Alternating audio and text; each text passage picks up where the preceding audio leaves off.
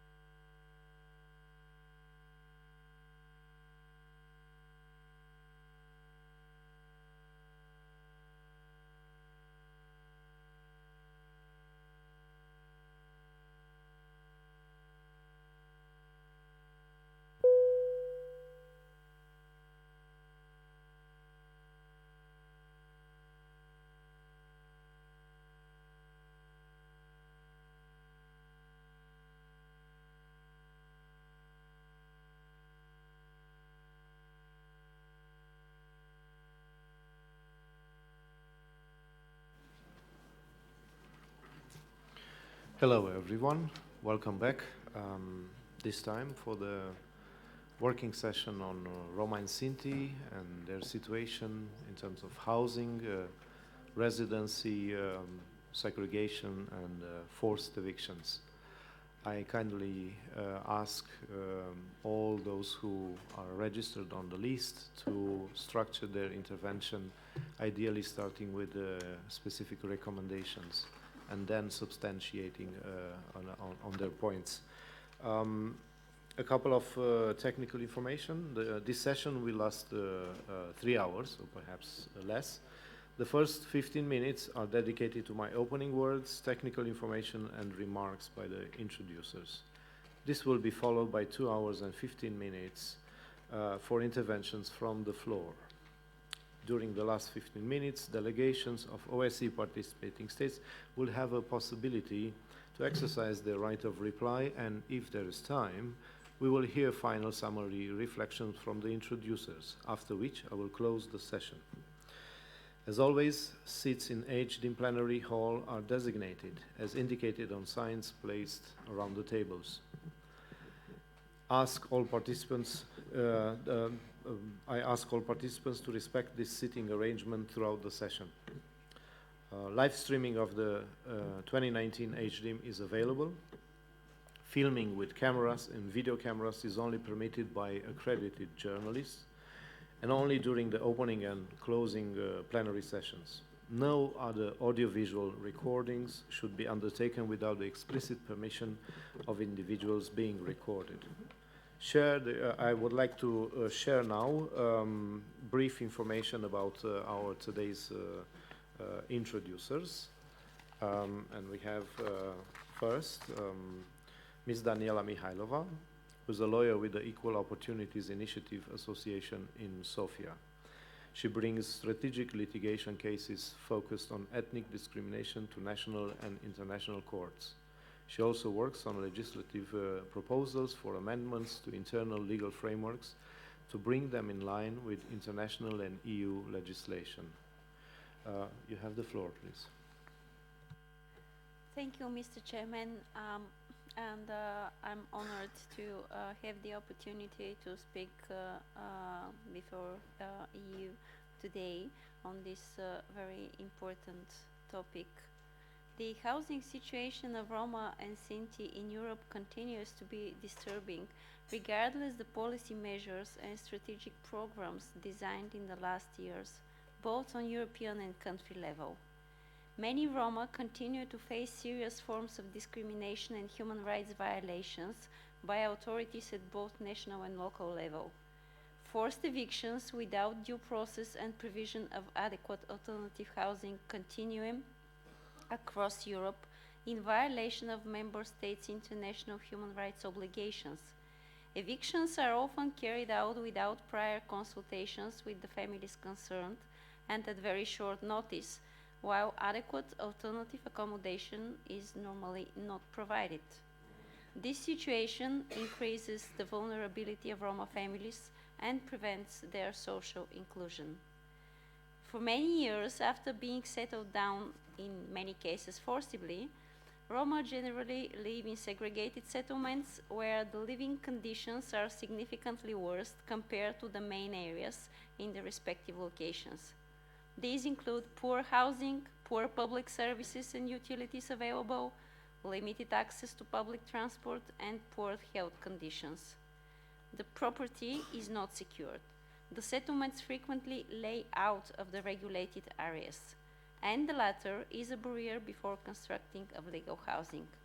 As a result, a significant number of Roma across Europe lives in risky and unsecured housing. They experience everyday threat of losing their only home because of the latter being built without following the formal legal procedures. In this situation, Roma and Sinti are targeted victims of forced evictions and demolitions of only homes with no alternative accommodation secured. In many cases, the latter is connected with provoked public tension, especially in pre-election situations when that is used for motivating pro-nationalist voting. cases are known where the evictions and demolitions are used as collective sanction against whole community in a respective location. Today's Europe states that human rights are one of the pillars of the democracy.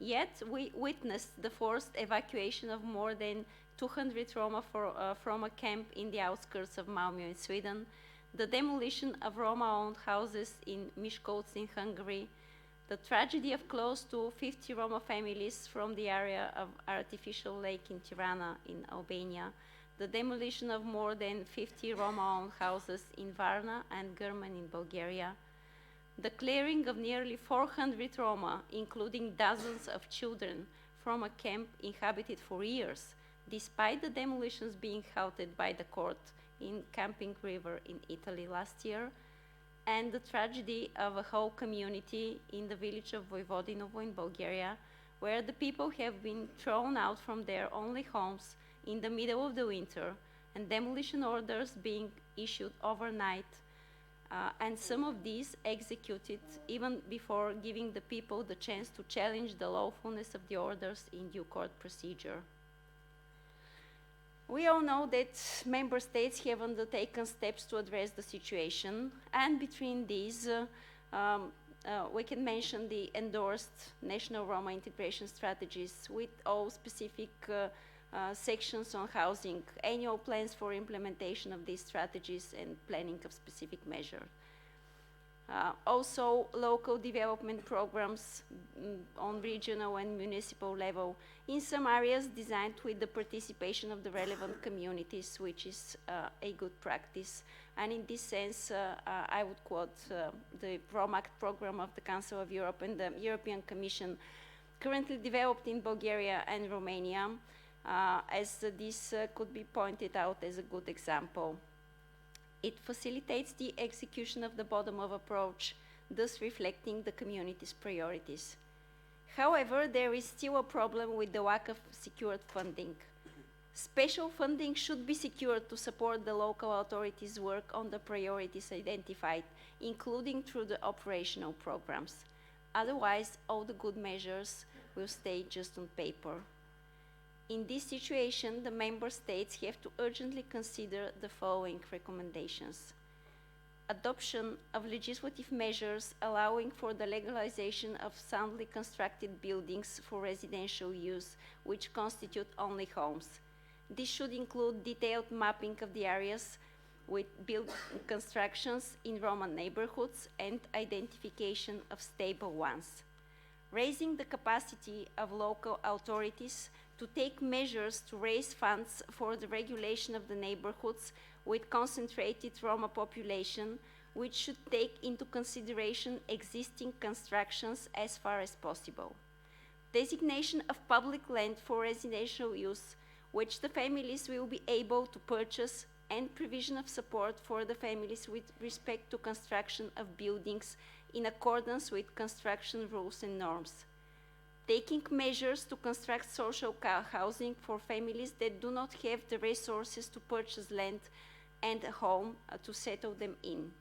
Taking measures to incorporate into national legislations the international legal framework for protection of citizens in cases of compulsory demolitions and evictions from only homes. Monitoring assessment of the progress of implementation of the National Roma Integration Strategy's priority of improving housing conditions, and planning the after 2020 period, taking into account the monitoring assessment and the lessons learned, with specific measures on improving the housing conditions of Roma and Sinti in Europe. And last but not least, adoption of measures to enforce the decisions of the European Court of Human Rights concerning the protection of citizens of Roma ethnic origin in cases of threats to remove their sole residence, which is now not the case. Thank you. Thank you very much, Ms. Mihailova, for introducing us into some of the realities impacting on the situation of Roma and their housing situation. And also for the very specific recommendations provided. Our next introducer is Ms. Enika Winkler, who's a professor on sociology at Babeș-Bolyai University of Cluj-Napoca, Romania. Since 2004, she coordinated investigations and published studies on processes and causes of exclusion and marginalization of ethnic Roma in healthcare, school education, labor market, and housing, including the examination of intersectional discrimination of Romani women and the political potential of Roma women, as well as of how capitalism and neoliberal governance are connected to spatial, housing, and development politics. Since 2010, she's involved into housing rights and social justice activism, being part of the local social housing now movement and the national platform Block for Housing. Ms. Vince, you have the floor, please. Thank you very much. I hope that what I'm going to say is going to complement Daniela's perspective, since I would like to share with you some ideas in what regards insecure and deprived housing conditions of the Roma in the context of a larger housing crisis in Europe. During the decade following the 2008 global financial crisis, as we know, international organizations recognize the persistence of housing crisis across the world, including the European Union. They could observe that the rates of financial burden of the total housing costs were unevenly distributed among the EU member states, that the housing cost overburden rate was exceptionally high among people at risk of poverty, but it was also worrying among households who are renting their home from the market and among homeowners with mortgages. In the majority of the countries, the residential property prices and private rents continue to rise year by year, while the purchasing power of the population stagnates or decreases. The yearly reports of FEANZA on housing exclusion in Europe show that the number of homeless people is also continually growing across countries.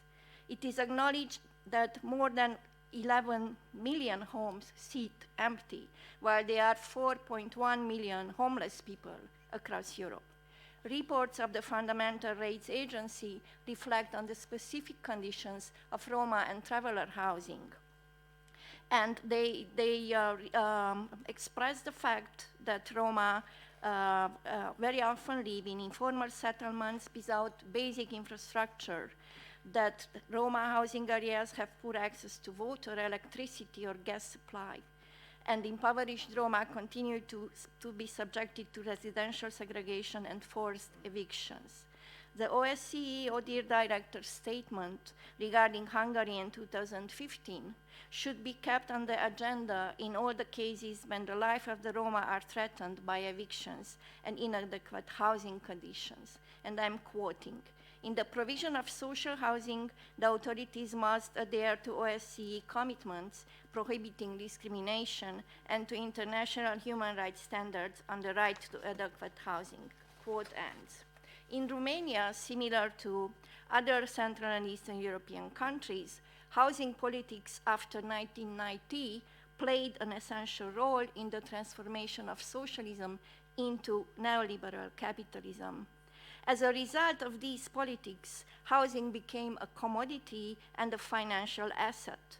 People's rights to housing is violated and their social need for housing remains unsatisfied. This is related precisely to how urban and housing development serves the interests of capital and not of people, and definitely not of low-income people. In the case of the Roma, these general political economy processes resulting in different types of housing deprivations are intersected with institutional racism. Actually, the intersectionality of these factors explain why is that impoverished Roma are disproportionately affected by forced evictions, homelessness, living in segregated areas, and even in polluted, toxic environments, such as in the case of Cluj-Napoca, just to share with you one example on which we, members of the social housing now movement, we have a brief material which I would be happy to share with you at the end. Acknowledging these realities briefly presented above, In addition to the Roma-related commitments expressed in the OSCE Action Plan, in what regards housing, I would like to make the following recommendations. The problems of the insecure and deprived housing conditions of the Roma should be solved in the context of a broader policy change in the domain of housing. This requires the accountability of the states regarding the assurance of housing as a universal human right by means of public and non-profit housing. Moreover, this required change should also impose the implementation of affirmative measures on behalf of the most deprived social categories, among them impoverished Roma.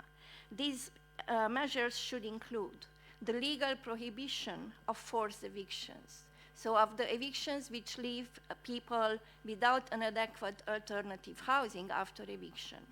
And second, there would be needed compulsory social measures that accompany the legalization of informal settlements. It is very welcome that OECD in its action plan regarding housing identifies the need to legalize informal settlements. What I'm proposing here is to elaborate a compulsory set of social measures that would safeguard those who might be affected negatively by legalization processes. Maybe we can return to this at our discussion session.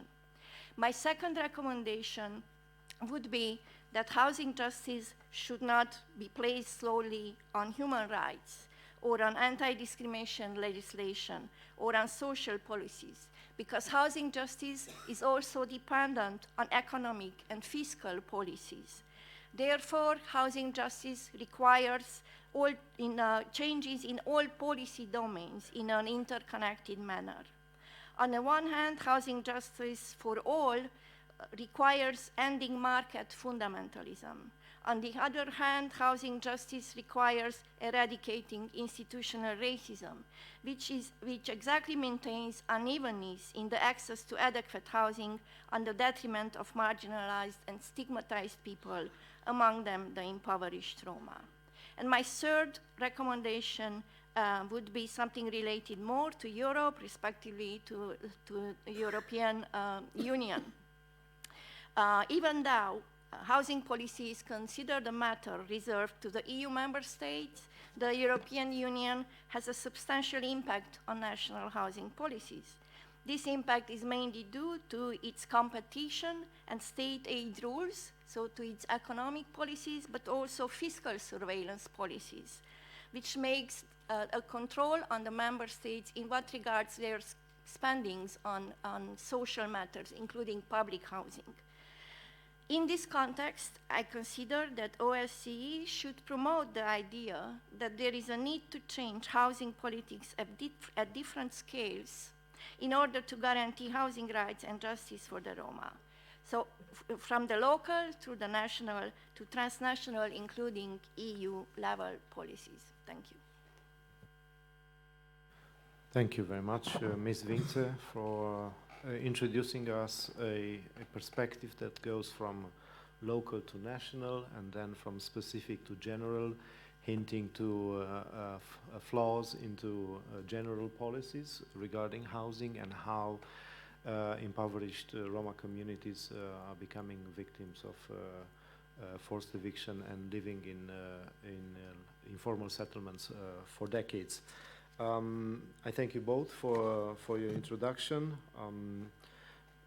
Checking the registered list, I see here a number of 16 speakers, which allows us to set a more ample time allocation of 5 minutes. Before I will pass the floor to registered speakers, I would like to remind participants that all interventions should be presented in a meaningful, orderly and respectful manner, observing the time limit and focusing on recommendations related to the topic of the session. Please keep comments brief and on to the point, starting with the recommendations related to the session's topic.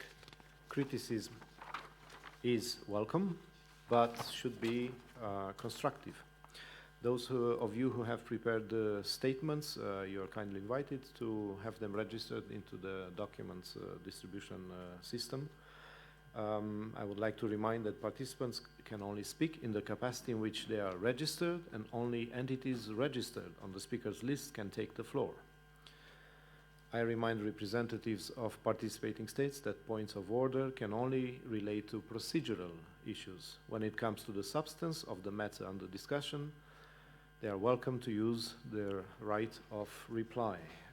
Without further ado, I would then pass the floor to Finland, followed by United States of America. Thank you, moderator. Finland aligns itself with the EU statement given in the morning session and the recommendation made in it. In addition to that, I would like to highlight a few issues in my national capacity. Roma and travelers are the largest ethnic minority in the EU, and a big number of Roma live in other OSCE participating states. Despite many policy strategies and projects by governments and intergovernmental organizations, the Roma continue to live in the margins of the society. An absolute majority of Roma in Europe live below the poverty line, and their life expectancy is years less than life expectancy of an average European. Roma are frequently subjected to discrimination, prejudice, and hate, also in my own country. We need an effective Roma policy to combat discrimination. It should be comprehensive and consist of 3 tracks. 1. Improve socio-economic status, including housing, education, and health. 2. Promote non-discrimination and full legal rights of the Roma. And 3. The Roma should have a full right to participate and effectively influence the planning, implementation, evaluation, and follow-up of the measures that aim at improving their situation. Finland is committed to promote the rights of the Roma and to give Roma a voice at European level. The prohibition of discrimination is a key principle of human rights. The Roma policy of the Finnish government is guided by the National Policy Programme for years 2018 to 2022. It covers all relevant policy sectors to support the integration of Roma. So far, the biggest achievements in Finland have been reached in housing and education. Today, the housing segregation and vacancy is no longer a major problem. School attendance of Roma girls and boys has increased remarkably. Now more than half of them continue their studies after 9 years of primary school education. Unemployment continues to be a big challenge, not only due to the low level of education, but also due to stigmatization. Hate crimes against Roma were recorded for the first time in our annual hate crime report in 2017. That year, 1,165 reports of offenses on suspected hate crime were filed, and 4 of those were targeted at Roma. Most likely the real number of offences is higher. However, the trust in police is very high in Finland, also among the Roma community. The Finnish non-discrimination ombudsman takes constantly up Roma discrimination and harassment when meeting stakeholders, civil servants, police or other public authorities or private sector actors. The Government Advisory Board on Romani Affairs, composed in half of public authorities and Roma representatives, monitors the implementation of the government policy. Roma women are more at risk of exclusion and marginalization than Roma men or women in general population. Finland supports the empowerment of Roma women at European level, including the OSCE, the Council of Europe, and the EU, politically and financially. We encourage the European bodies to work together for non-discrimination of Roma women. Finland has also contributed to the work of the OSCE ODIHR contact point on Roma and Sinti by supporting its activities to promote Roma youth participation in public and political life, including within the OSCE. In order to further promote non-discrimination of Roma, Finland calls on all governments to combat anti-Gypsyism and work together with Roma and Sinti communities to promote the rights of the Roma. Finland also calls on all participating states to support the work of the OSCE ODIHR contact point on Roma and Sinti, as well as the OSCE Office of the High Commissioner on National Minorities, and other OSCE independent institutions and their strong and independent mandates. Thank you. Thank you very much for your intervention. Next speaker is United States of America, followed by Gatehurst's hate crime ambassador. Thank you, Mr. Moderator. The tragic history of genocide and the ongoing bigotry that Roma face are important contributors to the poor living conditions and social challenges they face today. In August, commemorating the 75th anniversary of the Nazi liquidation of the so-called Gypsy family camp at Auschwitz-Birkenau, Secretary of State Pompeo reaffirmed the United States, quote, commitment to work for the dignity and equality of all Roma people who continue to face discrimination, segregation, and marginalization. And he called upon all governments to take steps to combat intolerance against the Roma and to enable their full participation in civic and economic life. The need is clear for greater knowledge about the genocide of Roma, the bigotry which fueled it, and the serious social and economic consequences of continuing intolerance against Roma. The United States commends the work of the U.S. Holocaust Memorial Museum for its role in promoting remembrance of the Holocaust and educating about the genocide of Roma, including through support for scholarship and research. It is deeply disturbing that some officials of OSCE participating states describe Roma in language that was used by the Nazis or by repressive communist regimes. We applaud the International Holocaust Remembrance Alliance as it works to address issues relating to the genocide of Roma that reverberate to this day, affecting their daily lives. The United States supports the Transatlantic Inclusion Leadership Network of young elected leaders from diverse backgrounds, including Roma. The network is dedicated to advancing inclusive policies and increasing social cohesion. And we are very pleased that alumni from this program are here participating at HDIM. The Swedish government's widely praised report on abuses against Roma rightly observes that, quote, knowledge is our weapon against prejudice and discrimination, unquote. As noted in the previous working session, political inclusion and empowerment of Roma are essential to overcoming social and economic barriers. In our statement this morning, my delegation addressed the ongoing problem of bias-motivated crimes and violence against Roma and attacks on Romani settlements and forced displacements. Finally, we welcome the release of the third status report on the implementation of the OSCE Action Plan on improving the situation of Roma and Sinti within the OSCE area. The report highlights progress in addressing barriers such as the lack of civil registration documents or related residence documents. Of course, much remains to be done to fully implement the action plan. Thank you, Mr. Moderator. I thank you very much.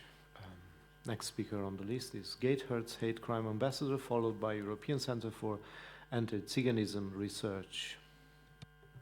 Recommendations to OSCE states include needing to provide policy alteration intervention on how Roma and Sinti living is considered mentally damaging to children in cases of law and custody of Roma and Sinti children. OSCE states need to provide more intervention on companies refusing service to Roma and Sinti communities locally, and consider this when allocating sites and areas for Roma and Sinti communities. OSCE states also require policy intervention on forced assimilation of Roma and Sinti communities through responses to roadside encampments and forced evictions, notably from historical Roma and Sinti sites and communities. I like to pledge that OSCE states need to reflect on racist laws surrounding intervention with law enforcement on communities and sites of the Roma and Sinti communities, and that considering sites mentally damaging to children in cases of law assimilate Roma into care systems. This is also entwined with the conditions of why these children are removed from their parents being due to the poor living conditions of sites and housing provided by local authorities. These living conditions being so poor means that mothers are living in cars, such as a case in Ireland, due to reporting the conditions, meaning their children will be seized by the authorities. Living conditions and allocation of GRT communities and sites is also hindered by local services and companies refusing to provide for Roma, Sinti or traveller people, most of the time living in distinctive sites or communities. This is particularly difficult in terms of local taxi services, such as King Cabs in my local area, who refuse to attend to sites whereby access to services such as supermarkets or schools is unattainable on foot, meaning that access to education for children, or even general access in public life for the disabled and the elderly, is restricted. This means that OSCE states need to hold companies accountable for blatant anti-Gypsyism through law and policy, and make sure that allocation of living accommodation isn't isolated from mainstream residents. And finally, assimilation of Roma and Sinti communities in terms of their living conditions also require intervention by OSCE states in terms of the shutting down of historical sites, a limited creation of new communities and sites in local areas, and difficulties of access for members of the GRT community, as in Gypsy Roma Traveller, in obtaining planning permission to own their own sites in local areas. GRT people should not be encouraged to live in housing through policies which target alternative ways of living by the Roma and Sinti community. OSCE states need to ensure that planning permission processes are not discriminative, and that there are enough allocations of GRT communities in local areas, as opposed to forced evictions and the criminalisation of roadside encampments, which only exist due to discriminative policies limiting living spaces for GRT communities. Thank you. Thank you very much for your intervention and for the recommendations. Next speaker is European Center for Anti-Zyganism Research, followed by Political Movement Group 24. Thank you for the floor, Mr. Chairman. Dear ladies, dear gentlemen, honorable members, honorable ambassadors, forced evictions are the sadly daily reality for Roma in Europe. Without lobby, without power, without anything except the skin on their bones, often Roma as the poorest people are the people who are living under conditions like in the third world, even and especially in the wealthy European Union. How to solve this for the purest Roma? Political will is needed. The own anti-Zyganism need to be understood and questioned by the people in charge. We need the will that money is spent in Roma settlements to guarantee basic human needs like water, electricity, sewage water systems, internet, heating, so that family and especially children can focus on working, education, or participation in social life. Roma settlements must be legalized and the ground must be owned by the people who live on it. Let me remind you to the Olympic Games in 1936 in Nazi Germany, Berlin. There were Roma and Sinti put away into the camp Marzahn so that they do not be visible during the games. And also the settlement ground was needed for the Olympic venues. This happened also in the following European Games in Rome, Barcelona, Athens, and London. If Roma own the piece of earth they live on, a second step must be taken for the infrastructure. For this, many funds for Roma inclusion are available, but the political will must be there too. Basic needs need to be fulfilled without any questions. Roma are no nomads. This is anti-Zyganism that it's making you think this. That is why it's not okay to evict us. Roma migration has always been forced or has been the only way to escape. I have 3 recommendations.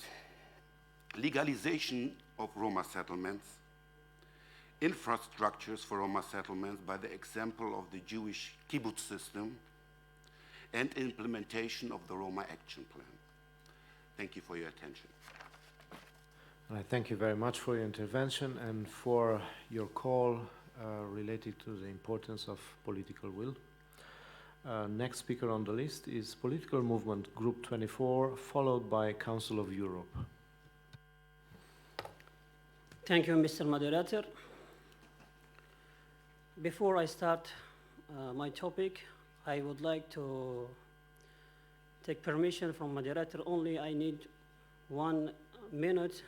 Maybe my topic is not relating to today's topic. I remind you that the topic of this session is focusing on Roma and Sinti, and particularly on the situation relating to housing, segregation, informal settlements, residency. Please focus your intervention on the topic of this session. Yes, I understand, but it is important and very emergency message to international organization for human rights and OIC. I'm sorry, this is not allowed. I ask you again to focus your intervention on the topic. If not, I will pass the floor to the next speaker. Okay, thank you very much. So can I give my message at the end, if possible? If you register on the list on the topic of the session, you're free to do so. But again, you must be on the topic of the session. Okay, thank you very much. Then you can continue. Thank you.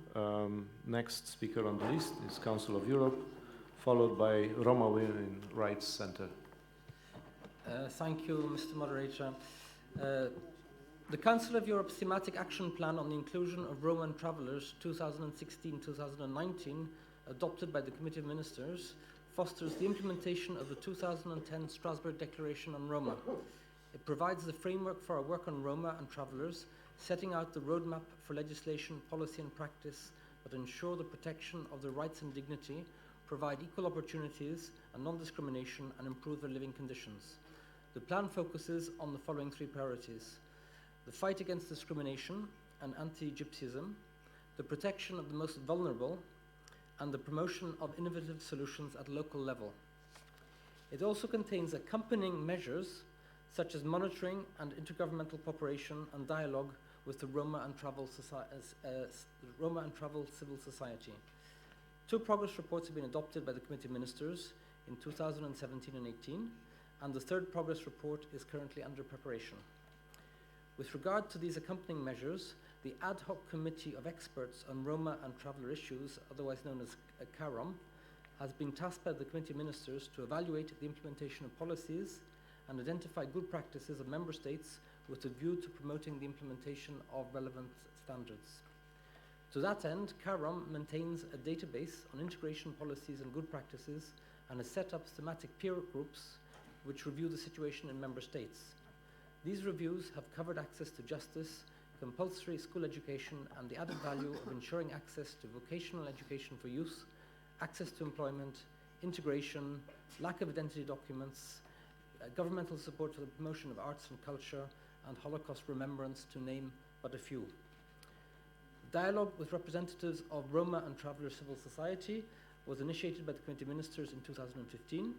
Several meetings have taken place, covering issues ranging from poverty to cross-border migration, forced evictions, and the prevention of such forced evictions. The Thematic Action Plan also provides for and has facilitated the recruitment of Roma professionals to the Council of Europe Secretariat. And I think here this is a very important best practice example of the Council of Europe. An important Council of Europe instrument, which is also relevant to Roma rights, is the European Social Charter, which lays down fundamental rights relating to housing, health, education, employment, social and legal protection, and non-discrimination, which states parties have undertaken to secure to nationals of the states parties to the Charter, which means basically 43 out of the 47 Council of Europe member states. In addition, no one, including nationals of Council of Europe non-member states and also undocumented residents, may be deprived of the rights under the Charter which are linked to life and dignity, such as urgent medical assistance. The Charter is monitored by the European Committee of Social Rights, which rules on the conformity of national law and practice with the Charter. It is carried out through two procedures. Firstly, on the basis of regular reports submitted every year by states parties, where the Committee of Ministers adopts conclusions, and secondly, on the basis of collective complaints that may be lodged by a series of actors against states having accepted this procedure. Then the Committee of Ministers adopts decisions on the merits. Within this context, in particular the latter procedure, the committee has already been directly called upon to assess the situation of Roma, and a number of violations of the Charter have been found. Ladies and gentlemen, for further information, I invite you to consult our written contribution, which has been posted on the HTM website, and you will find also examples of the case law of the European Social Charter with regard to Roma questions organized per member state. Thank you. Thank you for your intervention. Next speaker is from Roma Women Rights Center, followed by Bewegung Gleiche Möglichkeiten für alle. Thank you, Mr. Moderator. The situation of housing is bad as in other countries, and living conditions of Roma continue to be in a very bad situation. Social housing programs are very difficult to assess for Roma because they lack documentation and they have a lot of procedure, and they are very limited considering the high number of applications there are there for social housing. Despite that there have been, housing has been one of the strategic goals of Roma integration strategy since 2003, it's remained a challenge, and the Roma communities are living in the slums, I do say, in shacks with very limited access to water. In some of them do not have at all, with very bad infrastructure. And regardless that there have been update of the law, and now we expect that the new law brings some change, it seems that there is very delay of adoption of bylaws which will regulate the implementation of the law. I would go with concrete recommendation. The law for legalization of dwelling that have been built without permission left Roma aside because it has as a requirement that each dwelling has to have concrete walls. That was the case, not the case for Romani families that have, because of poverty, they could not build up walls, and they stayed for many years close to their neighbors, which with years had possibility to have a home and to legalize it. Regardless, there were a lot of advocacy from civil society.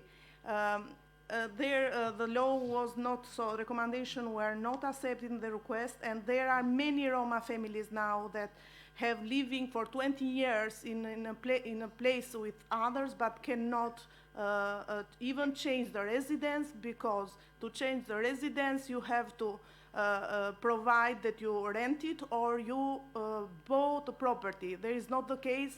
It is really very connected with education after all, and the other topic that we talked first part of the day, inclusion and participation. Creating this segregating housing, which is a trend now, even in Albania. They are thinking now to have to create some segregated areas at outskirts of the cities, because with justification there is not place, but it would create also segregated education and also with foster social inclusion. Measures should be taken to facilitate the change of residence for many Roma families which move for different reasons from one city to another city, to avoid segregation in housing, because it would create also segregated education and other related consequences to facilitate and support Roma to access the social housing programs and to create long-term loans or credit, how it's called, for Roma families without interest in order they, after 15, 20 years, to be owners of their house. Funds of IPA project, IFA funds or other international should be allocated for the construction of dwelling of Roma or for building new social flats, which should be, I would like to stress again, should be in an integrated area and not segregated one. Thank you. Thank you for your recommendations, as well as for raising awareness about how apparently neutral legal or administrative procedures are precluding Roma from accessing their rights. Next speaker on the list is Bewegung gleiche Möglichkeiten für alle, followed by National Roma Centrum.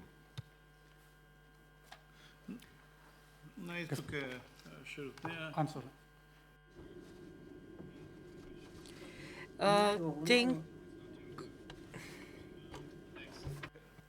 Thank you. Mr. Moderator, colleagues, Asboy Burhanov, Equal Opportunities for All.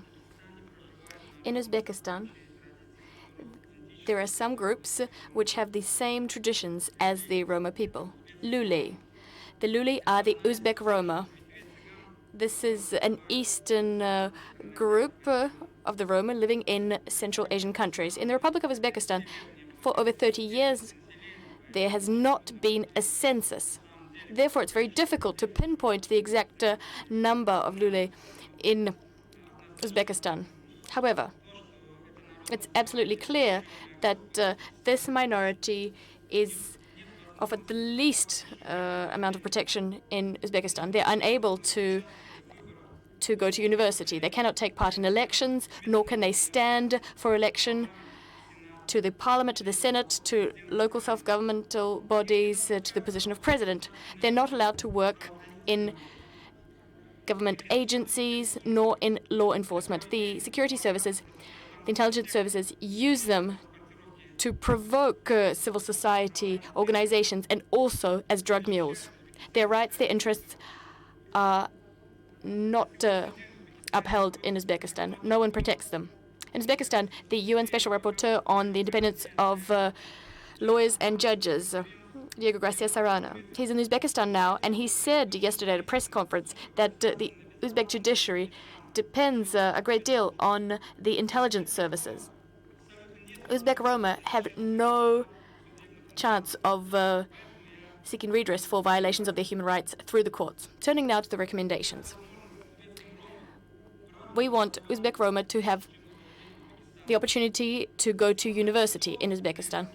We want schools taught in the Roma language in Uzbekistan, and we want guarantees that Roma will be able to get jobs in government agencies.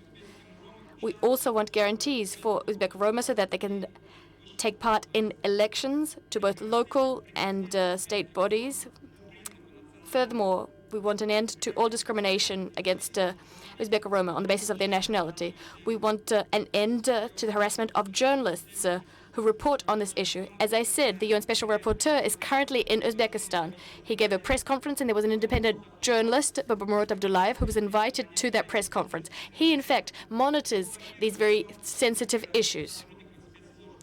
Intelligence services prevented him from attending that press conference. They encircled his house. In fact, what he had to do was he had to dress up as an ethnic Roma in order to be able to attend that press conference. Residential aspects, segregation, and informal settlements, please.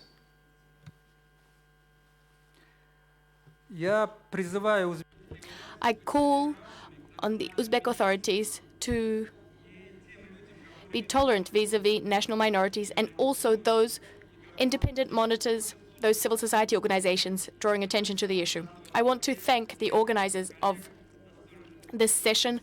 Colleagues, participants, you did an outstanding job.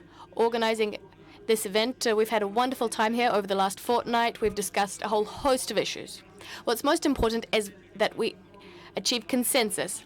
Representatives of government authorities must understand that we have one objective. We want to improve the lives of people not only in Europe, but also in Central Asian countries. Thank you very much. For your intervention. Next speaker is National Roma Centrum, followed by International Romani Union. Thank you very much. The topic is really important, as is also economic existential in all world. Legalization of housing is really important for each of us, to each person in the world, especially for Roma. That not mean just a house in more than 4 walls when you're building the house. But for Roma, in all Europe and also in the other country, Roma doesn't have, they are not owners or houses. They have house 1 or 2 rooms, or they are living in improvised houses. Many times it mentioned that Roma are very poor, that it's really big problem. No. On the local level, on national level, and also on the European level, there is no political will to bring urbanistic detailed plan for legalization of Roma houses in the places where they live, to legalize the informal settlements, because that is really big business at all, and business interest at all, I will say. Because the easiest way is to be turned down and to be replaced that place with nice houses, or to build houses or whatever.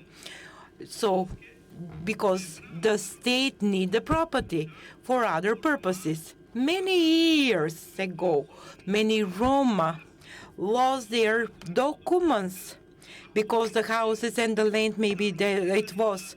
In the system of legalization, the infrastructure it's made by non-Roma. There is a systematic replacement on our places where a few years ago, many years ago, it was we were owners on that property. But during the many changes of the governments, this is changed. NRSM, our organization, since 2011, we work on this issue. We have a really good expertise on this. In Macedonia was bring and adopt a law, but the law was bring on legalization of houses, on big houses, because that will bring a profit in the budget. But we had the support from Habitat and from Soros Foundation. We started to work together with the Ministry of Transport in Macedonia, in North Macedonia. Also, I established a contact with contact point or key persons from the European Union. We started to work on Roma housing legalization. The process, it's really tough. You have many obstacles when it comes for legalization.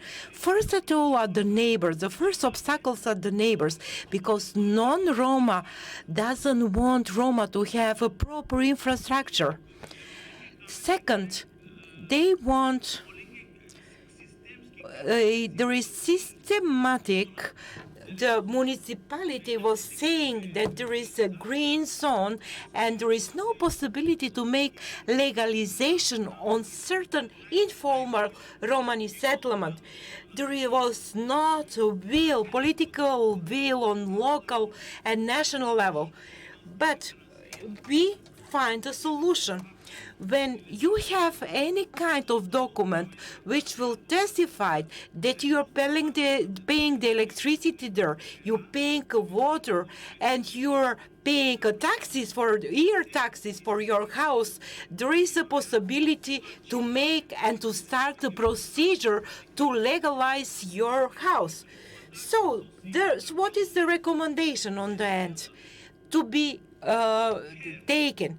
The house is everything. When Roma have a house, you can ask from them responsibility to send their children, to enroll their children into school, to find a job, to vote during the elections, because when they don't have a house, when they are not owners of their houses, the base of the life is starting from the house. When Roma lack a house, and they are just transferred from one place to other, and when there is a campaign for election, and you ask them to vote, you're making them the discrimination, and you're putting them by force to vote. That is discrimination. Romani Union, followed by Ternipe, International Roma Youth Network, Roma Active Albania. Thank you, Dan. Thank you very much, Dan. I'm here as a representative from Miro. My name is Zoran Dimov. Once again, I will make a presentation on my name in order to be familiar who is the president of Miro. I'm here. I'm representing many countries. I'm here. I'm representative from Ukraine. I'm representative from Bulgaria. I'm Rom from all these countries, and I want to show you and to say you that recently, a few days ago, I'm coming. I visit all these countries. In Italy, I saw yesterday, a few days ago, how Roma, 1% of Roma in Italy, how they live. From 90% of Roma in Italy lives in the camp.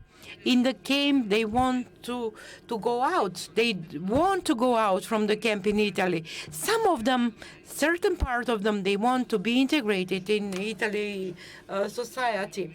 Those who want to be integrated, they really want to go out and to be integrated. But there are a number of Roma, percent of Roma who don't want to be integrated. They don't want to be integrated. They want to live on and to work on the black market. But we have to force integration. I will speak for Bulgaria also in that they done integration in Voivoda, in Bulgaria, or Karakacharov, the prime minister, turned down the whole Roma neighborhood. What happened? We sent a note to the government of Bulgaria. The minister from Bulgaria said, Roma, where they live, they are not. The settlement, it's not legal. That it's informal settlement. But how they was paying expenses for electricity, how they was paying for water, their bills. So what that means? That is the problem. No one don't want to say or to testify that that place is promised to the another purpose from the local government to be built factory or other buildings. Thanks to European Union for the grants and the program and the housing program. Also, there was a project from Roma Act. There are 60 projects. There is some research, mapping is doing in the country where Roma live. if we provide a grant of 100,000 euros just for mapping, I don't think that we can succeed something. IRO and OSC worked together and they started many processes. I, as a president from Skopje, and I'm based in Macedonia, we established one big historical sorry, North Macedonia. North Macedonia. North Macedonia.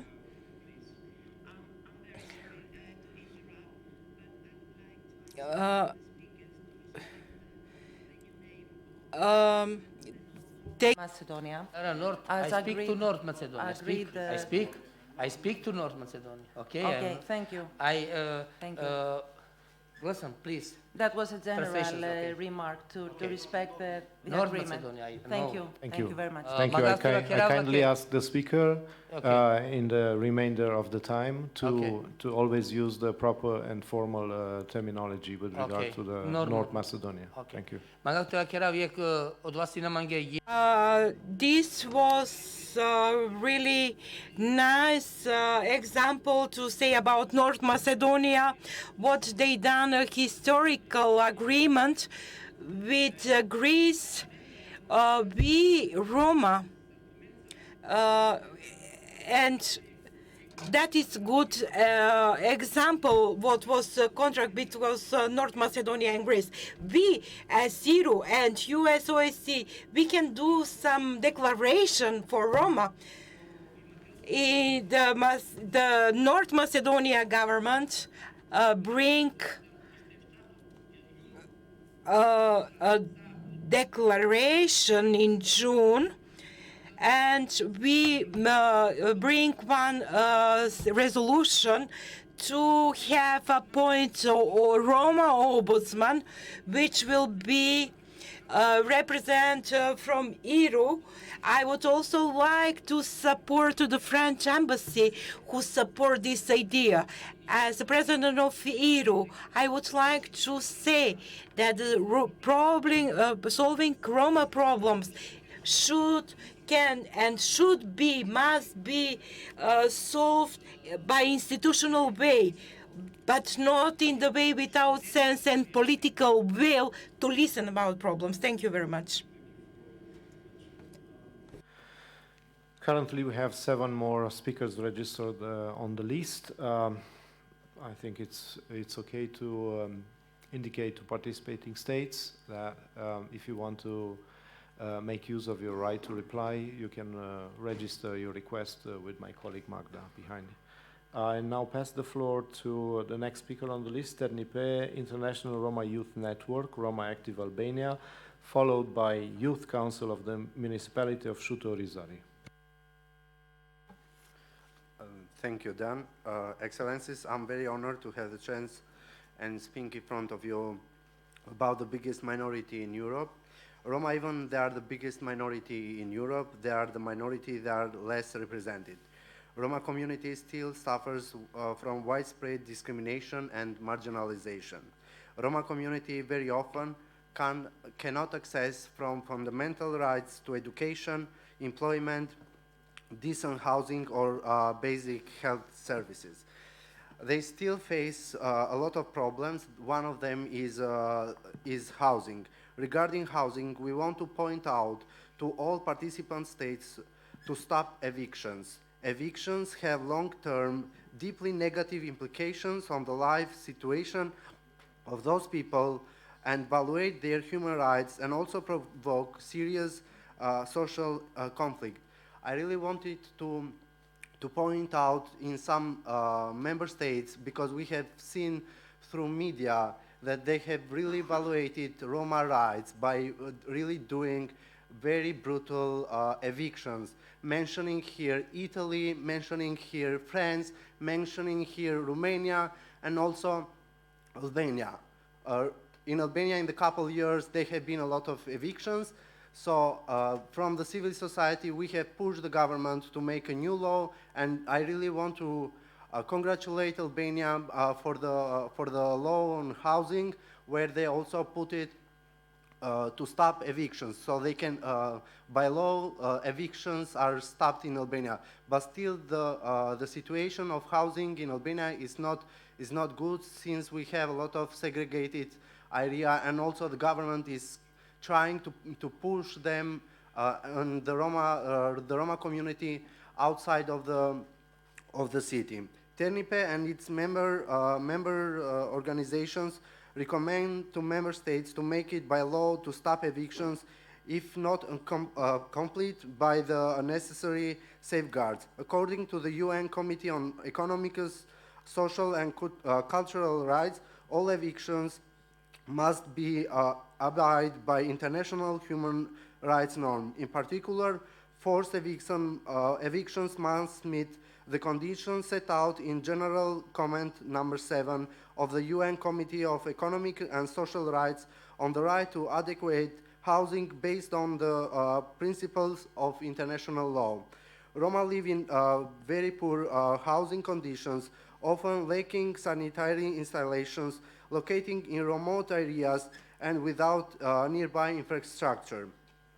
A lot of Roma households have no access to running water, and their homes are outside of the place where they have to live. In addition, Roma families frequently reside in substandard housing and suffer tenancy insecurity.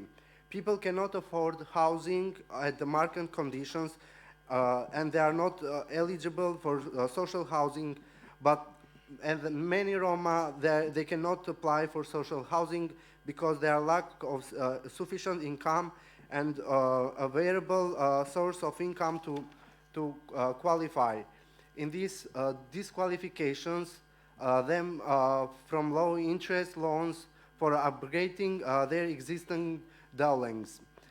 We recommend participant states to support those Roma families who face challenges regarding documentations, and also who exclude them to profit from social housing and to profit from the programs of housing to help them and complete the documentation, so the Roma can benefit from the housing programs that you have. And I really want, since I don't think we're gonna have more time to speak, I want to mention you something. In the end of everything, we are all humans, and God loves us as we are. So let's love each other like God does. God loves us. God bless you all. Thank you for your intervention and for the recommendations. Next speaker on the list is Youth Council of the Municipality of Șutorizării, followed by Asociația Comunitară a Romilor din Coastei. Thank you.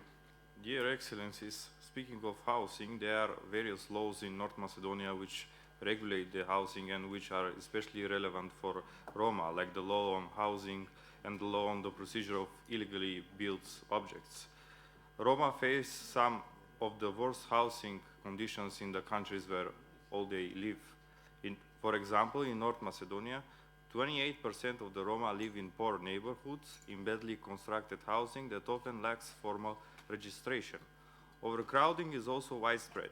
Many Roma families live in houses with less than 5 square meters per person.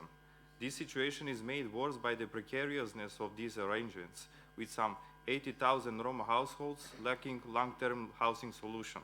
The frequent absence of adequate drinking water, electricity, heating, or sanitation also contributes to widespread ill health. Local government agencies play an important role as they have the mandate to closely regulate housing. They are also responsible for infrastructural development, urban planning, and land registers, and in this case, many Roma are not familiar with the complex institutional structures that shape these policies and are so largely dependent on the goodwill of decision makers.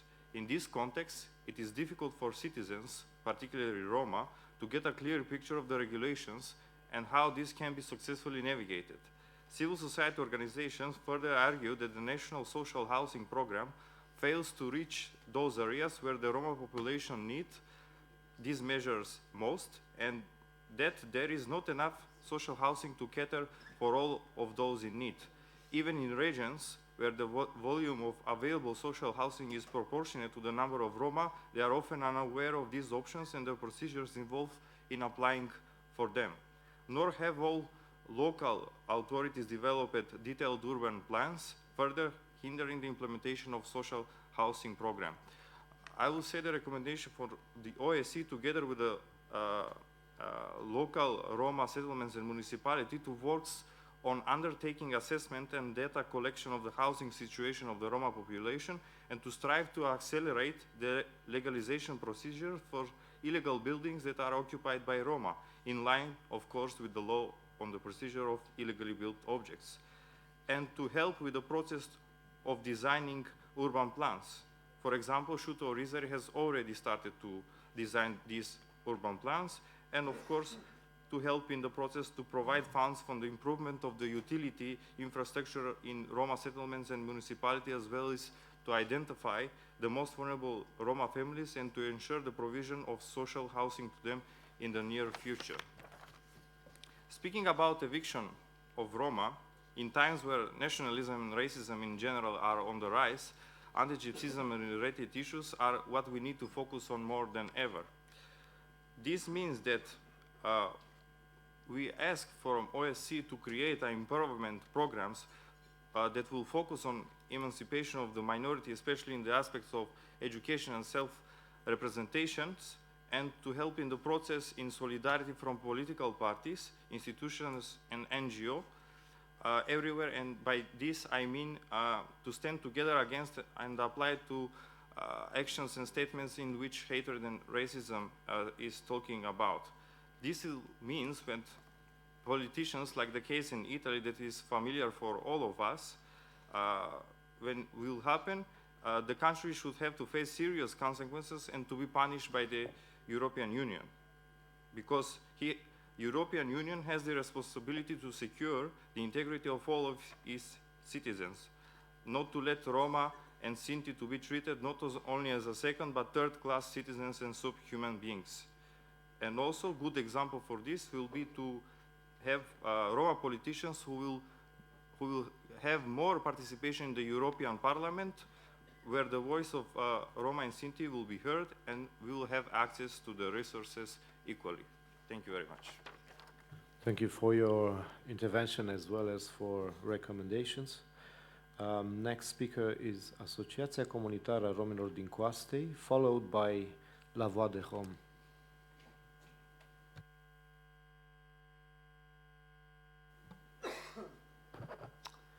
Thank you very much. At the beginning, I want to say that's why I put the accent to be declared like a minority, because we are declared like a minority, but only in paper, not in reality. In reality, didn't happen this thing. I want to share with all of you my experience, my story of my life. In 17 December 2010, I, together with 76 family, before forcibly evicted to Cluj-Napoca. We used to live in the middle of the Cluj-Napoca city. We were an integrated community. Our kids are going to kindergarten, high school to school. We have decent jobs. We were an integrated community. But the mayor at that time, it was called Sorina Postu, was living near a street to us. And he was so disturbed about our presence there, and he asked in 2-3 days, he decided our life. In 17 December, he decided to evict us. It was 5-6 days until the Christmas it's coming. In 17 December, they came around 100 policemen and 100 people from the municipality and from the gendarmerie. And they wake up at 5 o'clock in the morning, all the community. They tell us we have to pack our things because we have to move from there. I want to put access to something. We were living in social houses. that houses were from the municipality. We will paying rent there. We will paying utilities, water, everything. We pack our things and we were moving nearby the garbage dump. When the municipality is collecting all the garbage in the town, we were moved there. From 76 family, only 40 family received something. We received a small room, 60 meters square, and the other family, 36 family, they were let outside at minus 20 degrees. It was very cold outside. And then when we saw the other 36 family didn't receive nothing, we invite our neighbors to stay together with us in the small room that we have. They make a common bathroom, and we use a bathroom around 40, 50 peoples. Our kids were suffering a lot because we didn't have access to internet, we didn't have access to TV cable, we didn't have access to nothing. We go to the municipality to provide for the kids bus school, because we were knowing the kids, if we are staying there, the kids don't have to abandon the school. It's past almost 10 years, but the municipality didn't doing nothing for us. We are living there from 10 years. It was 2 years ago, it was a project called Pata Cluj. It was financed for year grants, Norway year grants.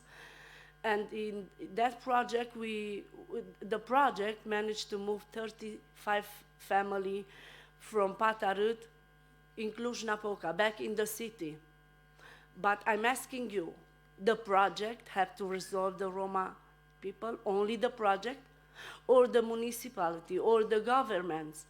Like I said, Romania sent my Roma colleagues to give me a replica. It's okay for me, it's not a problem. But can they do me a replica now? What is happening only to Roma people? And since then, the eviction continued. This year was an eviction, 5 families were evicted. Why? Because the church was needed that land. The same like us. The church was needed that land, and the mayor was disturbed about us there. Where is the justice? I recommend to do a strong law, a law who, like my colleague was saying, to stop forcibly evicted. It doesn't matter if you are Roma, if you are Hungarian, Romania, it doesn't matter. You have to stop forcibly evicted. Why? Because if you have a house, a decent house, a proper house, you can go to school, you can have a good job, you can have access to everything. But if you don't have a house, you are living in a poor condition, without water, without electricity, without nothing. How can you go to school? You will smell, and all the other kids will running for you. This is all about, and it's a big problem too with ID. Almost, I don't know how to say. Could you a please process. conclude your statement? Okay. They don't have IDs. If you don't have IDs, you don't exist in this world. We have to resolve all the problem step by step, but all together. We alone, we cannot do this. I kindly ask you to submit your recommendations in the document distribution system. Thank you for sharing your story, I know firsthand of this situation. I really hope that the majority of the other people who were left in that predicament will be moved back into the civilized world where they deserve and where they belong. Thank you. I pass the floor now to the next speaker, La Voix des Roms, followed by European Roma Rights Center, Brussels. Thank you, Mr. Chair. First of all, I want to say 2 things. One, which is related to the heart and the other which is related to the techniques. I'm very much touched by the speech of my colleague just before, because here we have a great illustration of how the quality of our interventions depends on formal knowledge and, on the other side, on first-hand experiences. Here we are with a recommendation which was actually nonsense, and many of us received it as such when she asked for recognition of Roma as a minority in the previous session. But now that she explains what she means by it, now we can understand what it means. And this is not about formal recognition of this and that. It is about real recognition of human rights, of real implementation of the human dimension.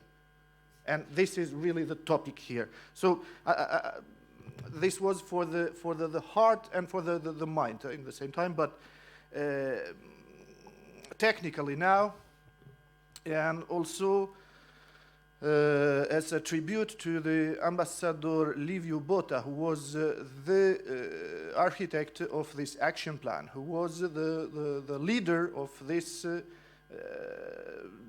document, which he wanted, and he always repeated, this should be a living document. To pay tribute to that outstanding diplomat, I will speak in French, because a few years ago, he was very happy to listen to my intervention in French, saying, c'était très bon pour l'économie générale de la Réunion. So, I prepared a written contribution that you will find in the database, but I will speak here especially about this enlargement of the scope of the topic of evictions and legality of housing. Je reviens en français. Going back to French. Sorry to mix things up for the interpreters, says the speaker. A few years ago, there was a reference to well-defined areas where this kind of practice was rife with illegal housing. Today, it's becoming more and more problematic, quite problematic indeed. There is a general trend which has been identified by human rights organizations that it's really an issue of profits. And town plans, urban planning, excludes a lot of possibilities that would otherwise be available, and a lot of Roma are in that category. And this is particularly true of France. The issue of minorities, the non-recognition of minorities. Well, in France, there are no minorities. The state considers that all citizens are equal, so there are no defined minorities. It's illegal to talk about minorities, in fact. But when it comes to housing, there is a point in common. That is to say that the French policy relating to a group that one can call Roma in some contexts but not in others concerns housing. The so-called travelers are identified and residents of slums or squats who are sometimes referred to as Roma migrants, or in the language of the European Union, they're referred to as EU mobile Roma. And La Voix des Roms, my organization, is one that monitors the implementation of the French strategy, and this is set out in two documents that are quite significant. I mean, these are actual regulations. They're circulars covering the squats for the migrant Roma, and the other category is separately covered, the travelers. And really, the distinction is between illegal sites and legal sites for the housing of this community. So there are some places, some sites that are covered by the regulation and others are not. Let me refer to Article 43 of the Action Plan because that is something that needs to be deployed and fully implemented. Thank you. And something else that is required is some more dynamic action by the state through the prefects who represent the federal government in all of the regions, because there are some things, I mean, they are formally responsible for this, and they need to do their job and fulfill their duties. National Association of Independent Democrats Against Authoritarian Regimes. Thank you very much. Concerning the continued blight of segregation and forced evictions of our Romani communities, I have recommendations specifically for Italy and the Slovak Republic. The ERSC recommends that the Italian government establish and enforce policies which prohibit the use of funds to create or maintain ethnically segregated accommodation. Fund projects providing for integrated housing settings and inclusion paths which ensure that families are not separated, and empower Roma to take control of their own housing fate. You must involve members of affected communities in the planning and implementation of all actions to address their housing situation from the earliest stages, and to immediately cease the practice of forcibly evicting Roma without providing socially inclusive alternatives, consistent with the commitment made in your own national Roma integration strategy. The Italian government has, since the 1980s, created so-called nomad camps, ethnically segregated, government-built camps which are often unfit for human habitation. Camps frequently have no access or poor access to drinking water, electricity, or sewage. The accommodation is usually overcrowded, and the camps are generally located on the periphery of cities and towns without good access to public services or employment. Despite the recommendations of the 2012 National Roma Integration Strategy, authorities have continued to approve the construction of new segregated Roma-only camps and shelters in the years since.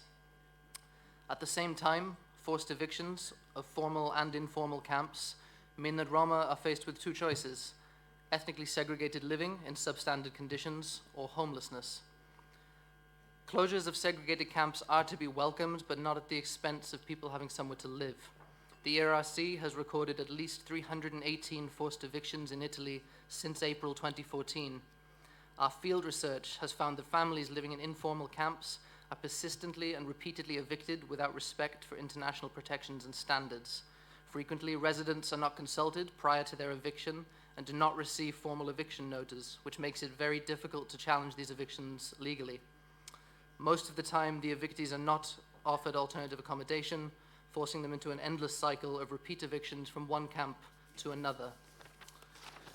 Concerning Slovakia, the ERRC recommends that the Slovak government firstly resolve urgent issues of land ownership arising from the transition from communism to a market economy, to immediately cease illegal forced evictions of Roma and ensure that when evictions take place, they are a means of last resort, which are carried out in accordance with both national and international obligations.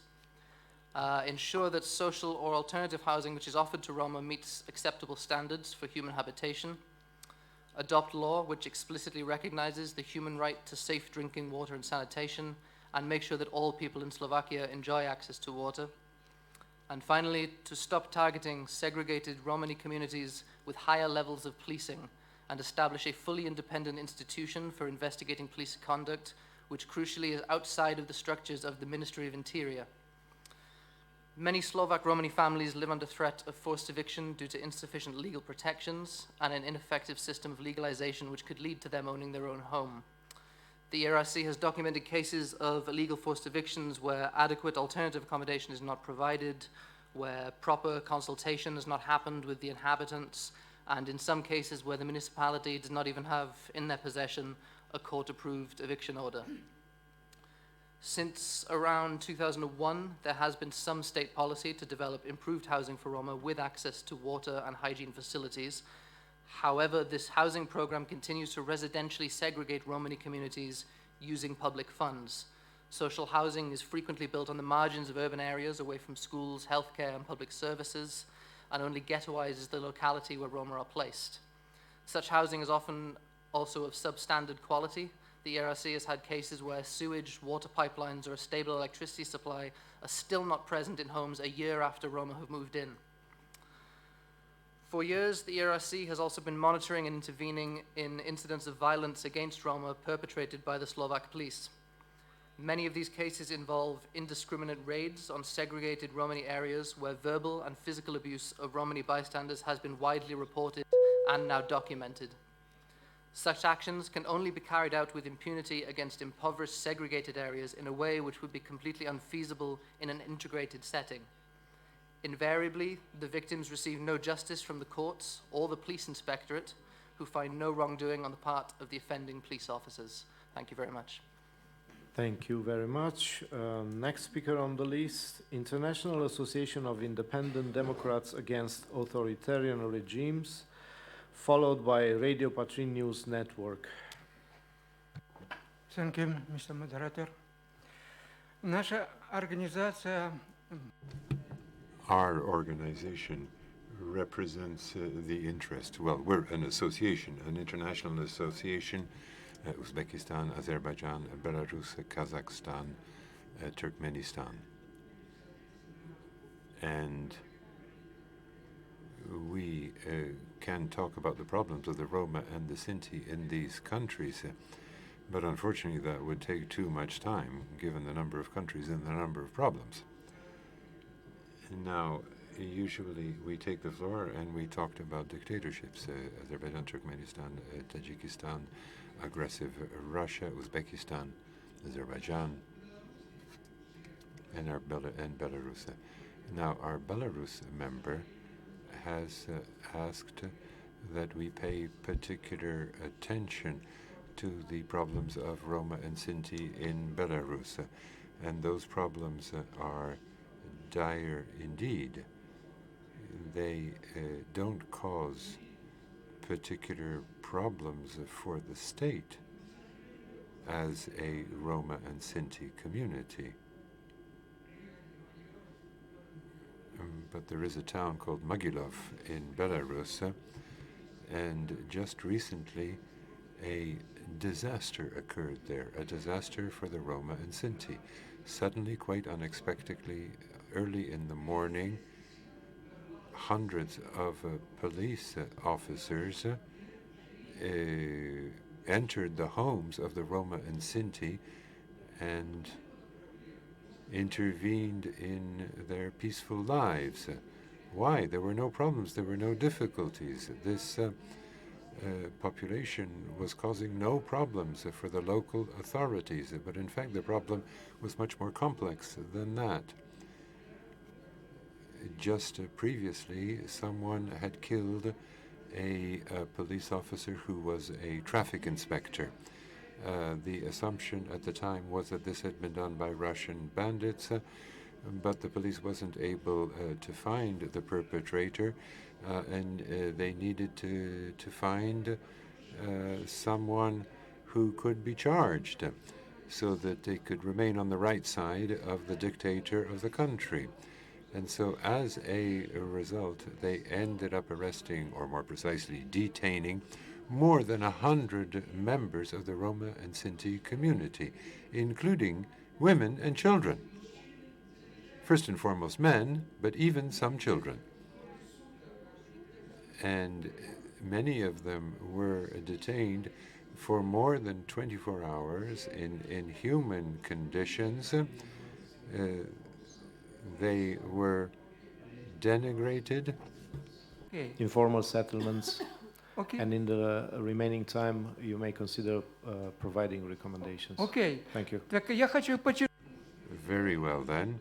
So all in all, peaceful residents were disturbed in their daily lives, and I would indicate to the Belarus authorities that such discriminatory methods against the Roma and Sinti community are unacceptable. State of Europe, United States and Canada. Kremlin has the plan of annexion of Belarus. Please support Belarusian nation. Please stop aggression, next aggression by Russian. Thank you. Thank you very much for your intervention. Last speaker registered on the list, Radio Patrin News Network. Dear Chair, I forgot in last session to say what is Radio Patrin in few words. Radio Patrin is simple radio, but it is a visual radio that we are broadcasting from Netherlands, from Amsterdam. And it is a radio network related to the broadcasting in Kiev, Chisinau, Mersin, and there is a Lisbon initiative. So there is 5 programs that we are working together. Related to the topic that we are talking about, let me explain to you very short experiences that we have while we broadcast and covering issue of the housing, residence, and whatever. Time ago in Netherlands, the people who are living in campsites, they call the woonwagenbewoners. And well, there is kind of a history about what is about the housing issue in Holland or in neighboring countries. I might say to you that today I could proudly say that in the region of Nieuwegein, there is a campsite extraordinary built by the city and by the Roma Association. So they were working together in a sense to address issue, and it was incredible project which was implemented in that region. Radio Patrin and its sister broadcasting, we have an experience how we could address this very painful issue, an incredible disaster actually when we are covering in few countries, and then of course we have listeners who are addressing the issues of the housing. From the journalistic point of view, I would say that these look like those, the situation that brings the picture of shanty houses in India, in Africa, and so on. So my recommendation about this topic is that it would be very nice organizing and real media coverage about those issues like we have heard from our friend in Romania, in the region of the Cluj, about Patrat, that even 10 years it's needed to know about the truth. That was all. Thank you very much for your intervention as well as for the recommendations. We've now concluded the list of registered speakers. I have a list of participating states registered for right of reply. There are 6 participating states. First, Uzbekistan, followed by Romania, each of them for 2 minutes.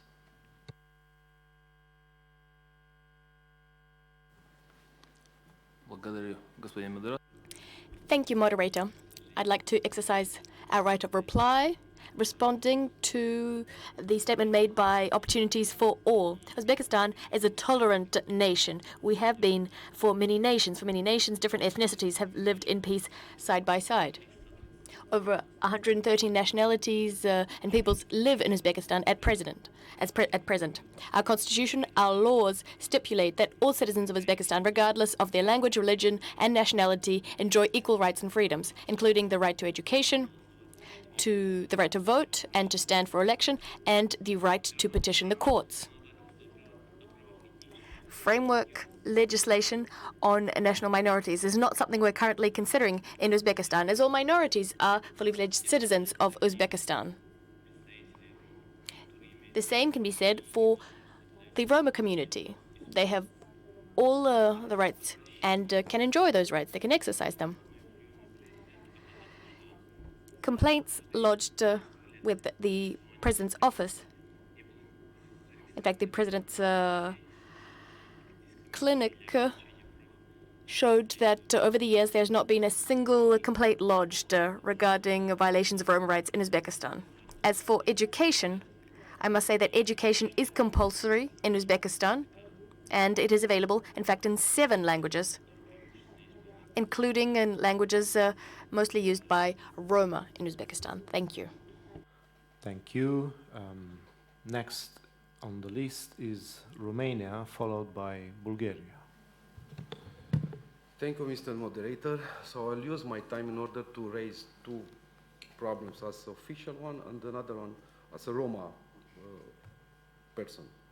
First of all, we wish to exercise our right to reply to concern raised by the civil society organization and briefly present a recent important legislative evolution in Romania.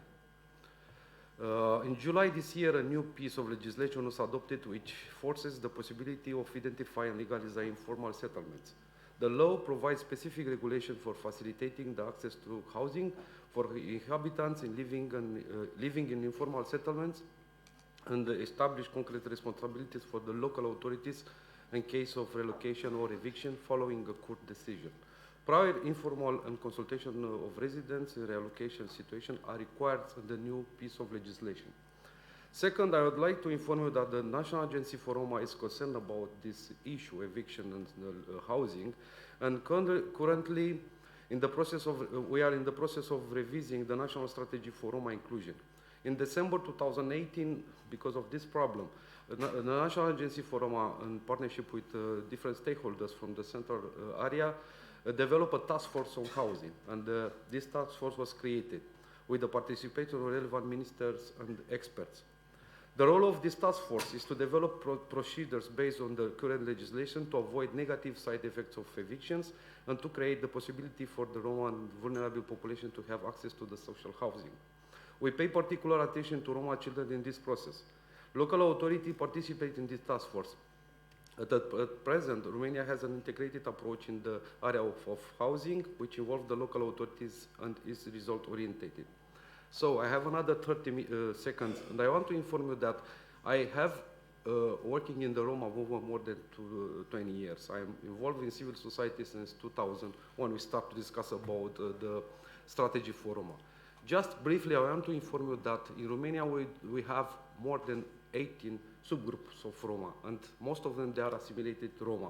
If we discuss in the next period about Roma as a social minority, and we don't take into consideration the necessity to recover our dignity and at the same time to raise self-esteem among Roma, I think it's a wrong way. So in this case, the new strategic vision of the National Strategy for Roma is based on two principles. One is active citizenship, and second one is multiculturality.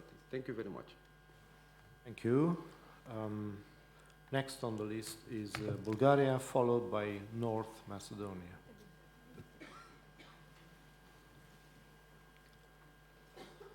Thank you, Mr. Moderator. I would like to use my right of reply with regard to statements made during this session that address my country. Bulgaria places great importance on the improvement of living condition in Roma neighborhoods, and as mentioned, we realize this is an extremely complex issue that requires political will, long-term planning, consistent effort, systematic monitoring, and funding. It should be noted that unlawful constructions represent buildings which are dangerous and threaten the lives and health of their inhabitants, many of whom are children. These buildings do not comply with the normative requirements and often do not offer normal hygienic conditions, sanitary junctions, and water supply. Oftentimes, they're built illegally on municipal sites, in breach of numerous legislative norms. The occupancy of these unlawful buildings, in its essence, is an illegal conduct out of which nobody can derive rights. As far as demolitions are concerned, the terms and procedures for removal of unlawful constructions are same to all Bulgarian citizens, regardless of their ethnicity or the location of the illegal construction. It is also important to underline that the municipal administration and the Ministry of Labor and Social Policy take necessary actions in order to provide appropriate social services to the persons prior to the effective implementation of the orders for removal. In cases when the unlawful buildings is the only home of the family, the order is executed after the municipal administration or the social assistance agency provide the occupants an appropriate accommodation in municipal or social houses. Teams of social workers, psychologists, and mediators are on the ground advising on the possibilities for accommodation in social institutions, especially when children and people in vulnerable positions are concerned. I thank you very much. Thank you. Next on the list is North Macedonia, followed by Albania. Thank you, Moderator. In addition to the fully aligning to the EU statement made from earlier today, And in my national capacity, I would like to use my right of reply and to inform further on activities, measures taken by the government of North Macedonia in collaboration with international partners and institutions, as well as NGOs, some of which are present here. On the initiative of the government of North Macedonia at this year's Poznan summit, within the Berlin process, a declaration of Western Balkans on Roma integration within the EU enlargement process was signed, reiterating our commitment for integration of Roma in view of education, housing, health, civil registration, and non-discrimination. There's a Roma strategy 2014-2020 adopted by the government, and it covers several priority areas for which action plans have also been devised, and they deal with, among other areas, housing, healthcare, employment, education, strengthening status of Roma women in society. Local coordinating bodies have been formed in 12 municipalities to carry out activities under the Roma inclusion strategy.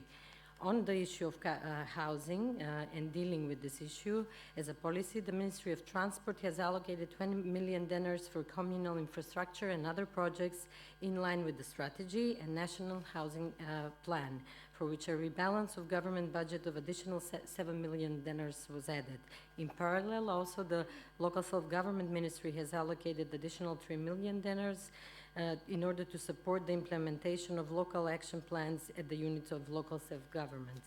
A new law on non-discrimination was adopted in May this year, which for the first time introduces segregation as a form of discrimination, as well as law on primary education adopted for the first time introducing measures for improving the position and access to education of Roma pupils as a measure to overcome segregation. This is just part of the measures. Thank you. Thank you. Next on the list is Albania, followed by France. Thank you, Mr. Moderator. I'd like to use the right of reply to add some information regarding what Albanian government is doing regarding the Roma.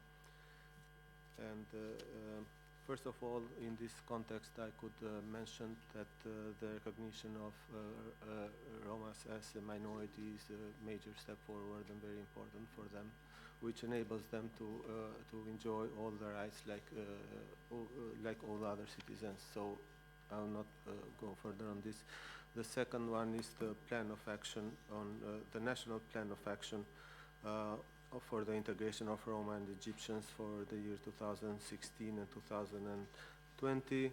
This plan represents a commitment which is targeted to the two respective minorities, and it reflects a scale-up of measures being implemented and also initiatives and new activities for promoting the integration of Roma and Egyptians. And also state funds has been available for this. The principles of work on Roma and Egyptians include promoting social inclusion, using targeted approach to address specific exclusion issues, respecting differences between Roma and Egyptians, emphasizing the engagement of Roma and Egyptians related to the mechanism for engagement of them in the design, implementation, and monitoring of public policies, measuring progress, gender dimension, budgeting, etc. So in total, I could say that the National Action Plan provides for a comprehensive approach to address the situation of Roma in Albania, including education, intercultural dialogue, civil registry, justice, social protection, employment, education, and vocational training, urban housing and healthcare, as well as coordination and monitoring policies. I probably, when I could mention some figures, if that would be interested, like in 2017, 508 Roma and Egyptian families benefited from the small grants and by municipalities. This would be mainly for water supply, sanitation facilities, and this represents an increase of more than double, 250%, like, compared to the previous year. But then many Roma families, 60 Roma families have benefited from improved living condition, 219 from rented social housing, etc. In conclusion, I would like to say that this is a challenge, and it is not easy, but we are doing our best, and we will continue to do so. Thank you. Thank you. Next on the list is France, followed by Italy. Thank you, moderator. Since my country was mentioned by the representative of La Voix des Roms, I would like to say a few words by way of an answer. Let me remind you that indeed the situation of the Roma in France really breaks out into two different realities, the travelers and then the intra-European Roma migrants. I'd like to remind you that the French Constitution prohibits any ethnic approach in the design and implementation of public policy.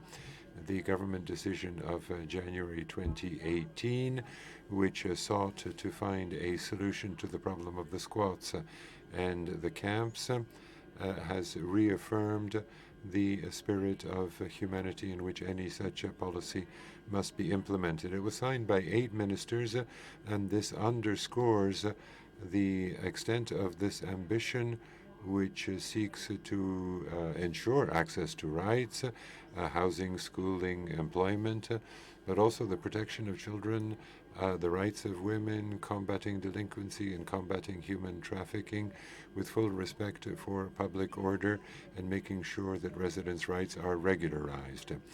Now, this document was the result of a partnership effort with representatives of local governments, decentralized representatives of the central government, people working in the field, researchers, all were involved. This was based on an evaluation of the work that has been done over the last few years. We've managed to identify good practices in Strasbourg, Toulouse, and so on, and the objective now is to extend that to the rest of the territory. Thank you. The right of reply goes to Italy. Thank you, moderator. I'd like to take advantage of the right of reply in order to correct some of the inaccurate data that have been quoted by representatives of civil society.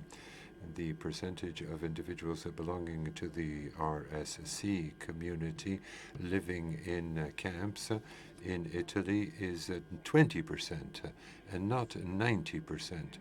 Apart from that, our National Statistics Institute has very precise data on individuals that are leaving these camps in order to move to other forms of accommodation. We are seeking to find measures to solve the emergency situation in various metropolitan areas in order to improve the quality of services offered to Roma in 14 large urban agglomerations in Italy. Individuals with a regular legal status in the country can gain access to such services. Now, the political will is to close down these camps. Roberto Fico, the Speaker of the Parliament, on the occasion of the National Festival of 2019, he said that the National Day is a day for everyone, including the Roma and the Sinti. It is for all Italians a time to celebrate freedom, human rights for all, and democracy. And this National Day is devoted not just to Italian citizens, but also all immigrants who are located on our territory, and also to victims of the Holocaust, whether they were Jews, Roma, or Sinti. Thank you for your attention. To kindly offer 3 minutes for each of our introducers to have final remarks or comments or observations over what has been said throughout the session. First would be then Daniela Mihailova. Please, you have the floor. Thank you. And thank you all for making me part of this very interesting and dare to hope fruitful discussion on a very urgent and important topic. I was listening very carefully to all the interventions in the present discussion, and I'm afraid that I probably won't be able to refer to all the important things that I have heard and understood. However, I think that there are at least three very important and general conclusions that should be made regarding the problem of Roma housing in today's Europe. Firstly, apparently we have many existing Roma settlements where solid and healthy housing is in place.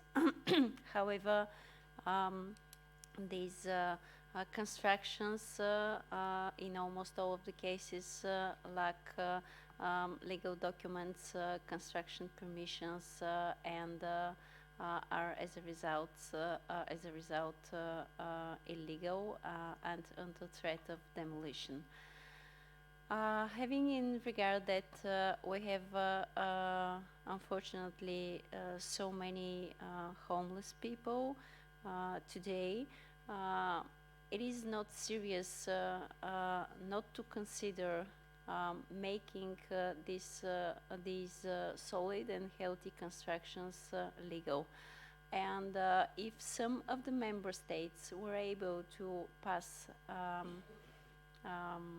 legal framework which allows legalization of illegally built constructions, then it should be possible for all rest of the member states, and I would call for carefully considering this opportunity.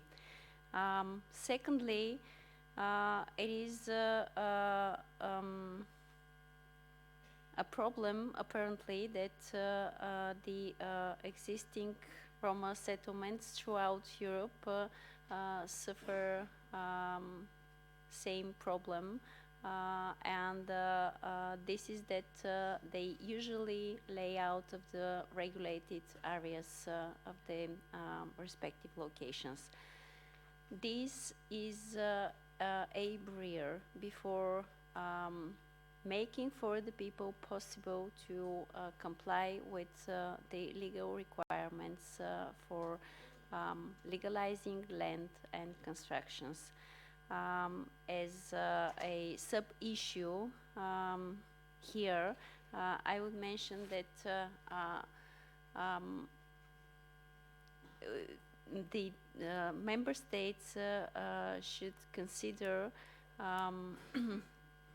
making the process of constructing legal housing more easy and not so formal as it is now in many countries. I will just give you as an example that in my home country, a person needs to have 178 documents, permissions, signatures, whatsoever, 178, so that his construction is legal. And it concerns any construction. It could be just a tent, it could be an airport. In all of the cases, 178. It's too much. And finally, the problem with evictions and demolitions, especially when it concerns only home. We should admit that it is not acceptable, and there is no arguments, and there are no excuses for making it possible today in 21st century, when we pretend to live in modern civilized society. There is no excuse for making people homeless, for making children homeless and for throwing out them from their only home. There should be an alternative, and in many cases now there is none. This should be very urgently and carefully addressed by all member states. Evictions and demolitions could not be used as sanction, and they are now, because there are known cases where mass evictions or demolitions are not executed in order to solve some problem. No. In many cases, the people evicted are making same constructions on the same place after the demolitions in the next few months. In many cases, it happens as a sanction for something, and it is not acceptable. Thank you. Thank you very much. I'll pass the floor now to Annika Winter. Yes, indeed, Daniela, it's very difficult to reflect in 3 minutes on the complexity of the issues discussed here.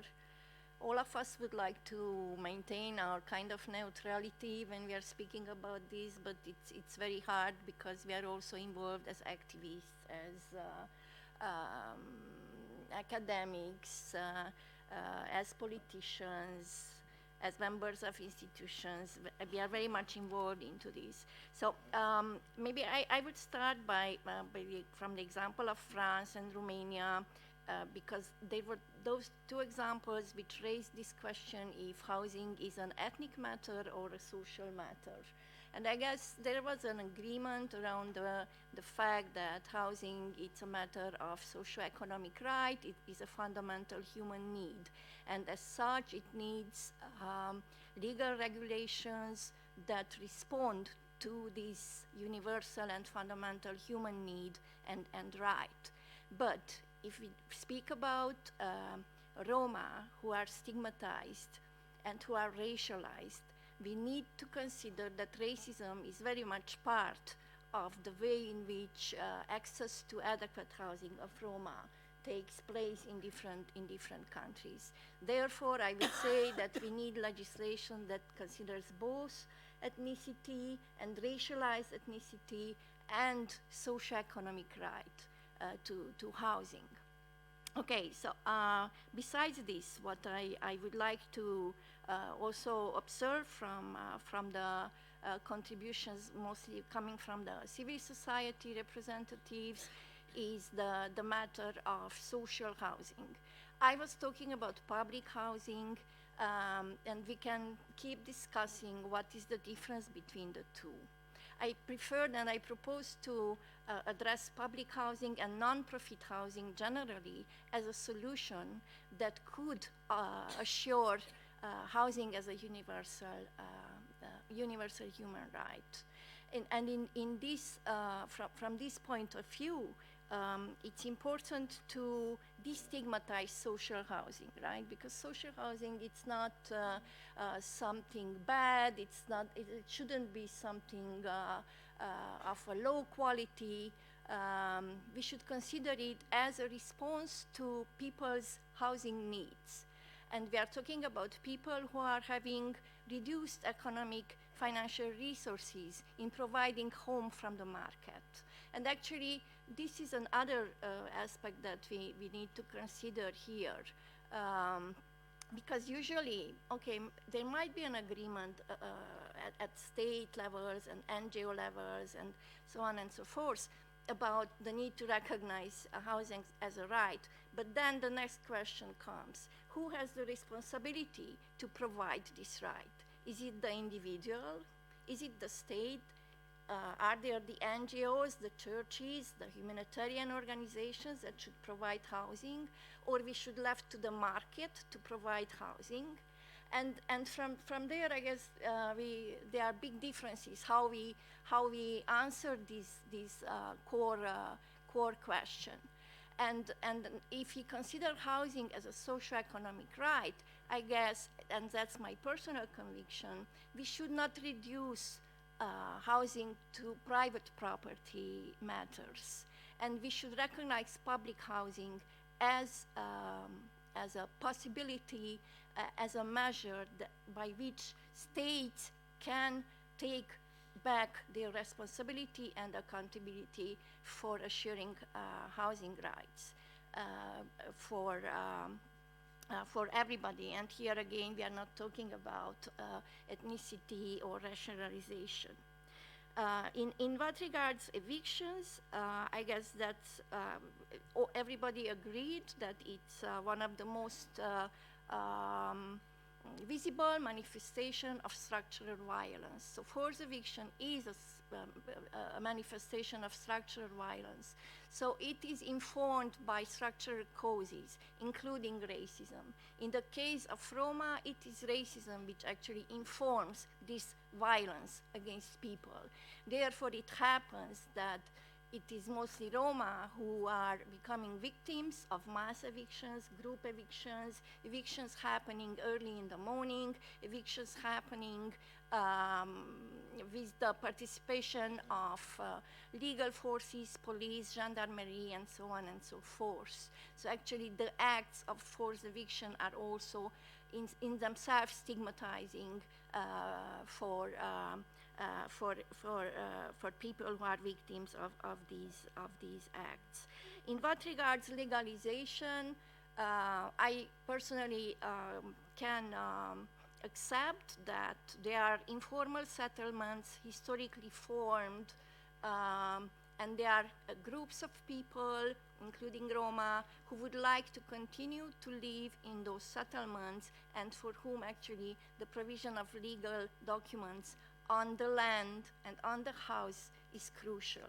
And actually, we need both. So it's not enough only to legalize the land, and actually in the current Romanian legislation, this is what's happening. The legalization of land became possible.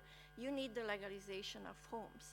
But in this case, a set of issues result.